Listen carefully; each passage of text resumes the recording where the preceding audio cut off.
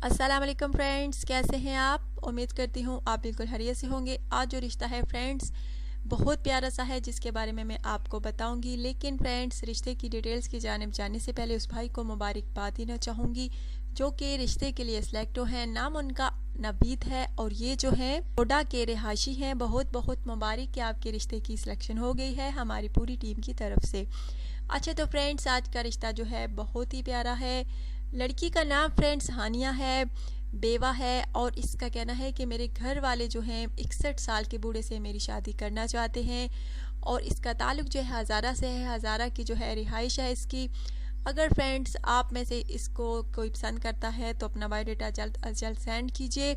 इसका कहना है कि मैं किसी 61 साल के बूढ़े से शादी नहीं करना चाहती, खूबसूरत हूँ, बस बेवा हो गई हूँ और घर वाले जो हैं बूढ़े से शादी करने की मेरी कोशिश कर रहे हैं लेकिन मैं नहीं करना चाहती। अगर फ्रेंड्स आप में से कोई इनको पसंद करता है तो अपना बायोडाटा, अपनी पिक, अपना व्हाट्सअप नंबर जो है जल्द अज जल्द सेंड कीजिए। माशाल्लाह से बहुत प्यारी सी हैं, खूबसूरत सी हैं।